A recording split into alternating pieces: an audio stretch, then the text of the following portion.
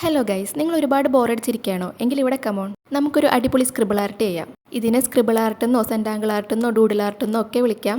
ആദ്യം തന്നെ പേജിൻ്റെ അവിടെ ആയിട്ട് ഹാർട്ട് ഷേപ്പ് വരച്ചു കൊടുക്കാം. ഞാൻ ആദ്യം പെൻസിൽ വെച്ചിട്ട് റഫായിട്ട് വരച്ചിട്ടാണ് അതിന് മേലെ സ്കെച്ച് വെച്ച് വരച്ചു കൊടുത്തത്. ദെൻ റെഡ് കളർ അടിച്ചു കൊടുക്കുക. എന്നിട്ട് ഇതേപോലെ അങ്ങ് കുത്തി വരഞ്ഞു കൊടുക്കുക. ഫ്രീ ഹാൻഡ് ആയിട്ട് തോന്നിയ പോലെ അങ്ങ് വരച്ചു കൊടുത്താൽ മതി. നിങ്ങൾക്ക് വേണമെങ്കിൽ ആദ്യം പെൻസിൽ വെച്ച് വരച്ചിട്ട് അതിൻ്റെ മേലെ കൂടി സ്കെച്ച് വെച്ച് വരച്ചാൽ മതി. ഞാനിവിടെ അങ്ങനെ ചെയ്തിരിക്കുന്നത്. എന്നിട്ട് ഇടയ്ക്കിടയ്ക്ക് ഗ്യാപ്സിലൊക്കെ ഇതേപോലെ ഒന്ന് വരച്ചു കൊടുക്കുക. അതിൻ്റെ ഉള്ളിൽ ചെറിയ 2 സർക്കിൾസ് വരച്ചു കൊടുക്കുക. എന്നിട്ട് ആ സർക്കിൾ വെച്ചിട്ട് ബാക്കിയുള്ള ഭാഗം ബ്ലാക്ക് അടിച്ചു കൊടുക്കുക. അതിനുശേഷം ആ സർക്കിൾസിന്റെ ഉള്ളിൽ റെഡ് സ്കെച്ച് പെൻ വെച്ചിട്ട് ഇതേപോലെ ചെറിയ ഹാർട്ട് ഷേപ്പ് വരച്ചു കൊടുക്കുക. പിന്നെ നമ്മൾ ആദ്യം സ്ക്രിബിൾ ചെയ്തപ്പോൾ വലിയ ഹാർട്ട് ഷേപ്പിന്റെ ഉള്ളിൽ ഇതേപോലെ വരകൾ വന്നില്ലേ, അതൊക്കെ ഒന്ന് ഇതേപോലെ അങ്ങ് ചെയ്ത് കൊടുക്കുക. നിങ്ങൾക്ക് കാണുമ്പോൾ മനസ്സിലാവുന്നുണ്ടാവും.